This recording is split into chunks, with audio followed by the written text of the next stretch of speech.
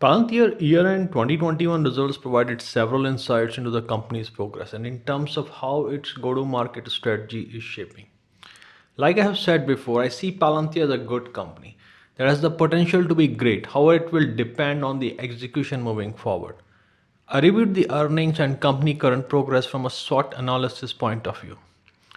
If you are new to SWOT, stands for strength, weakness, opportunities, and threat analysis. It was the first time Alex Karp presented the earnings and called it his maiden voyage.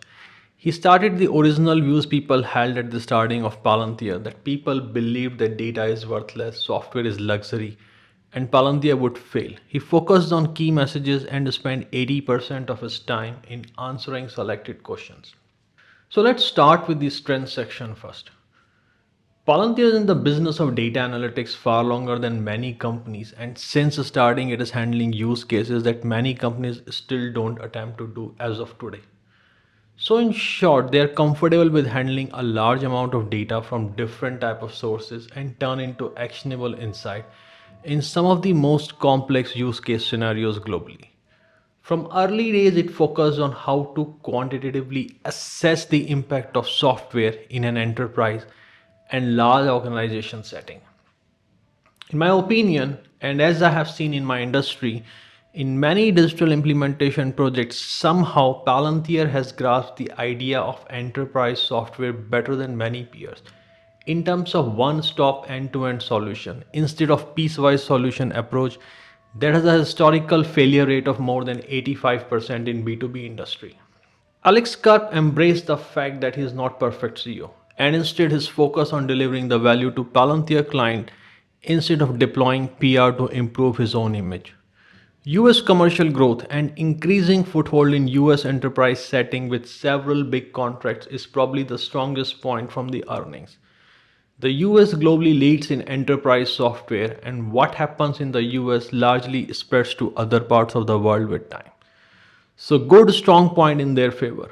It has gone from $29 million from 2018 to 201 million in 2021. It is 5x growth in 4 years and it's forming the start of exponential curve growth period and would be interesting to see if that maintains in coming years. He said that US commercial revenue is expected to go 2x in 2022 also, while answering the question of Jeffrey's analyst. People may argue that they don't know what Palantir does actually. So it is very important that people closely listen what their clients are saying.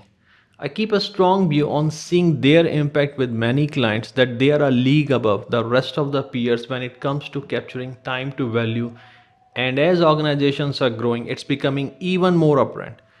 People go to Palantir despite the stigma liberal media has created around it.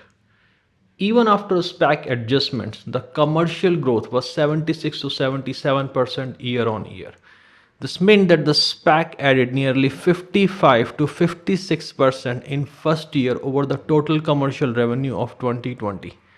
This was huge. A new go-to-market channel and in less than a year it led to significant growth. Palantir has zero debt and $2.3 billion of cash, 41% of year-on-year revenue growth, free cash flow of $420 million, and guidance of 30% and more revenue growth moving forward, $3.8 billion of remaining deal value. These are very strong numbers and there is no concern about the company going underwater. So they have acquired a lifeline and it's up to them now to get the execution right. Alex mentioned continued commitment to product investment as the highest priority to maintain a competitive edge.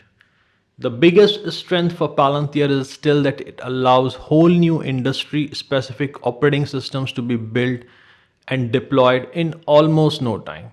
This is even more impressive in emerging and frontier industries that is increasing the adoption and reduce the cash conversion cycle of many data analytics dependent industries in days to come. Foundry is an industry agnostic product and has some of the largest companies using it for some of the most complex use cases. In case of crisis or a client looking to jump leaps above many players in market they are not present or traditionally weak, it's founding favors from many. If you are unsure of how good Palantir products are, Don't listen to Palantir bulls, but listen to Palantir haters, and they will tell how scared they are because of its insanely strong technology. So that summarized pretty much what I felt some of the strongest points that came out of the earning and recent press releases. Let's move to the weakness section now. Despite having such a strong product as we just discussed, Palantir has a lot of weaknesses. And it's very embarrassing that none of the bull thesis actually capture this actual weakness that Palantir has. See, Palantir historically had very thin sales force and by far distance one of the weakest point of Palantir. In 2021, they actually had at best 25 salespeople with tenure of more than 9 months. The 2020 was even bad. This is not what B2B enterprise companies do who have ambition to rule the domain as a monopoly. They are expanding the team eightfolds in 2022 and it should help. But expanding sales force and embedding them in B2B sector is easier said than done. So until and unless we see the results of this in form of consistent growth in revenue way above the guidance, it stays as an area of concern for Palantir. Alex also acknowledged that hiring and indoctrinating a new sales team is a challenge, but an essential effort. They expect some challenges, but will try to learn from other companies.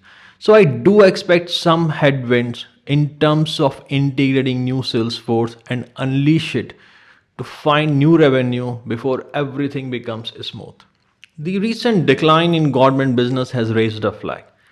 Is it due to the cyclicity or other reason, or because the federal defense budget was not approved in time? It has to be seen in days to come. Government is increasing their expenditure in AI and SaaS overall, and Palantir is close to reaching the highest security clearance and certification with US government, known as IL6. So will that start another round of revenue for the company? It has to be seen in coming days. Palantir appeared in several panels and open discussion related to policy making in the defense sector. So it does employ deep working relationship and trust by broad leadership in defense and security agencies for Palantir. Alex mentioned that lumpiness in government side is still high and it's actually worse in many ways than before. How does it translate in revenue has to be closely watched in days to come. Europe as the region still needs a lot of work for growth. We have seen efforts in Korea and Japan, but Asia is also another untapped market in many places. The Palantir will not work with US adversaries, still Asia is quite a large market and growing in parts at a much faster rate than US and EU regions. We didn't hear anything also about Latin America and Africa region for now. Palantir's overall narrative and connection with the analyst community, even at the basic information level, has been a disappointment sometimes. Alex admitted in terms of PR with analysts and sharing of data and information in a way which could help in avoiding lot of FUD in the market was one of the weakness. We need to see improvement in that. Seeing Carp on call full time was good start and let's have more of it now moving further as Alex promised on the call. Palantir requirements for change management have been traditionally higher, and though they focus to reduce it with a more modular approach and stop being too adversarial with IT teams in companies who want to build their own products, it is still a big concern for me until it's resolved. They acknowledged it and they said they are working on it, but results will only come in days to come. Until then, I still consider this as a weakness for Palantir. I have seen firsthand the threat faced by IT teams as they prefer to buy in small chunks and avoid large costly solutions. At one time, Alex mentioned that the average cost for Foundry last year was $6.5 million, and that is more than the total cost of many small businesses and IT budgets of many companies. This is a large entry barrier for them to expand in the market, and a very large market is still unserved and untapped by Palantir. Leaving money on the table due to the lack of right product strategy or sales force has always been an issue with Palantir, something they acknowledge but still needs more effort to get it right. Alex said that companies are selling a product which Palantir built 7 years ago and they failed to capture the value, and he promised that this is something they cannot afford anymore. So this is another concern that we have to see that Palantir actually improve moving forward. Alex said that companies are selling a product, something like they built 7 years ago, but they failed to capture the value, and he promised that this is something they cannot afford anymore. It's good that they acknowledge it, but there's still a weakness, and they need to show promise in terms of execution before we remove it as a part of weakness in Palantir thesis.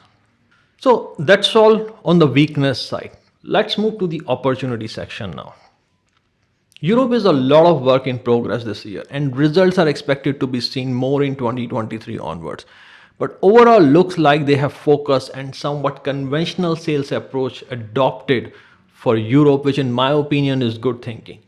European B2B market is very different from the USA. Reopening could be something that could kickstart new rounds of growth in Europe in commercial sector. Alex said that in his experience, the US government business is cyclical. And though amplitude matters, the growth curve or the trend is still up. And whenever new contracts come, they are going to be a sizable amount. The way he spoke and mentioned the length of 15 years period looks like they have had deeper insight into government business for a very long time to come. He did mention something related to re-entry for barriers, and it's going to be in the right direction. He also mentioned that they are after some of the biggest deals in the government business despite the deteriorating lumpiness. He said that the baseline is 30% and that should not deteriorate further, but our focus is how to bring it back to where it was last year. That is 70% year on year. So if the focus is to get government business back to the high numbers and they expect government business not to go below the baseline of 30% in any case, and they also expect US commercial to grow 2x and expect at least some early fruits in Europe and other region, it should add up to revenue far more than 30%, which they are currently issuing as guidance for 2022. So in my opinion, the 30% guidance for 22 is like baseline with not much included from any of the new contracts and effort. So if the execution improves this year, there might be significant upside in the revenue growth. He also mentioned that by far US has largely picked the companies that it will partner in long term in AI and software, which means the entry for new player is really tough. Also, the companies that have government business outside the crucial programs are also partially screwed. So it dictates a good tailwind in longer term for Palantir. Let's see how it unfolds in days to come. Alex made a categorical statement that we are not going to issue a lot of SBC anymore, and he quoted a sum of $9 million range, which sounded reasonable. It wasn't clear that it was quarterly or annually, but if that number is quarterly, still reasonable. The biggest opportunity for Palantir is how they make their product more modular, and this is getting more and more priority in the upcoming go-to-market strategy as per Alex's comment. It's a code to be cracked, but looks like that Palantir is no longer fighting it, but accepted that they need to figure out how to get it done and how to get their products in hand of as many people as possible. He made a very big statement that went under the radar. He said companies are paying a lot for consumption and computing. In short, he said that their product strategy will reduce the consumption and compute budget for clients. This, when added with the strength of Palantir Foundry as the strongest enterprise platform, can be a killer combination. He said something like to productize compute, which I interpret as that compute and consumption charges will be proportional to the module and the product relative value generation instead of current business metrics used in industry today. I'm actually surprised that this information is missed by almost all, including me during the live call. See, last time when a company looked this close on how the consumption metrics work in cloud industry, it gave rise to Snowflake. So this is something, if they can figure it out, could be very disruptive for many companies in days to come. For a very long time, people like me have been believing that Palantir could be a great company. But there are always questions that what will make this company so great and what are the signs we need to watch to see that this company is on the right path. This call actually answered some of these questions, and this is what I gathered. They need to have more focus on modular projects. They need to expand sales to reach to new clients. They need to get back government business to high growth number. They need to maintain the momentum in US commercial growth that they have received now. They need to figure out the holy grail of foundry cutting edge performance delivery in a way that clients' overall consumption and compute budget is also positively impacted. A productized compute and consumption approach, it needs a lot of work though. They need to invest and build products early that they have started sensing a future requirement. They look extremely focused on addressing the biggest bottleneck in their sales process, that how to give IT teams what they want instead of overwhelming them with a product that makes them defensive and engage in a passive aggressive behavior. He mentioned the quality of talent Palantir is getting is the highest quality they have ever got in the past, and many of the top talent that left the company are also coming back. He shared that the pilot phase for clients can now be completed in days, and they are working on 2 to 3 of these at a given time. And this effort is additional to the modularization effort that they are working with clients and mass market products. The pilot clients are the one who doesn't want a modular solution. These are clients who want the whole foundry thing, which means a $5 million plus entry ticket, significant revenue for Palantir. He also discussed that clients are now focused on hiring the right people who can start working with foundry from day one, and this is where they are working very closely with clients. In reality, foundry enables average smart people to write software, which is beyond their capability most of the times. Opportunity to train people seems like a low-hanging fruit to help Palantir client, and looks like something they have decided to take notice of it now. He dropped the name of Chrysler Fiat as the client. I never knew that they were a client of Palantir, and it goes back to many unknown clients who are the top companies, but we don't know. He also dropped hints about Palantir clientele of banks and pharma companies in Switzerland. Historically, Palantir leaned towards companies with strong engineering talent and culture as a client, but looks like now it's getting more and more standard business type. So that's a good opportunity to capture new business. This is all from the opportunity that I picked during the call. Now let me move to the last section, that is, what are the threats Palantir is facing? See, by Karp's own admission, Palantir in past let other companies gain market and clients on products that Palantir was almost 7 years ahead in the building. Expecting that growth of these companies can be reversed and B2B relationship they have built can be nullified in future is not possible. Palantir has given ground to other companies, and they will fight tooth and nail to gain more and more market share. These companies understand the technology handicap they have against Palantir. So they are using strategic alliances and whatever means possible to meet the objective. It's a mistake by Palantir that could cost them a lot in coming days. Though they said that they will not repeat it, it's still easier said than done. Palantir is actually starting from behind in B2B sales arena than many of its peers. Palantir is focusing a lot on working models and product strategy to remove friction with in-house IT teams in potential client offers, and it needs a lot of work. And despite whatever they do, some adversarial impression made in past will never be reversed. In given client case or an extreme scenario, it can cost some critical contracts as well. And we will never know the contracts they never won, but the damage will be there. SBC dilution has been a concern for many. And while the company is committed to getting it normalized, by their own admission, it will take 18 months to 24 months. And in my opinion, that is also going to be the timeline for GAAP profitability, which means that a lot of fund managers and a lot of finance media will still see Palantir profitable in 2 years down the line, so they may downgrade the company in the meantime. Palantir is still behind in marketing and addressing FUD spreading media or by competition. Something they are getting more and more aware, but still a lot of work in progress. But a lot of damage that has already been done by it, it probably would never be reversed. So that is something we have to live with it. Palantir mission makes it vocal against companies like Google. So it's a question of when, then if, before Google showdown happens. Google has made progress in the enterprise sector a lot recently and equipped with some of the best tech. So now it will be true test of Palantir software quality testament, and I expect Google to throw a lot of money and with its position in Silicon Valley to bring a strong negative narrative against Palantir. Palantir is against the predatory nature of Google data mining activities, and success of Palantir mission is a loss of business for Google in long term. So in business competition sense, these companies will be at each other's throat sooner or later in the enterprise space, and it will be ruthless. Google is far bigger company, hundreds of billions of dollars of cash, embodies Silicon Valley identity, and increasingly woke company. So this is going to be far ruthless than we are expecting at this particular time.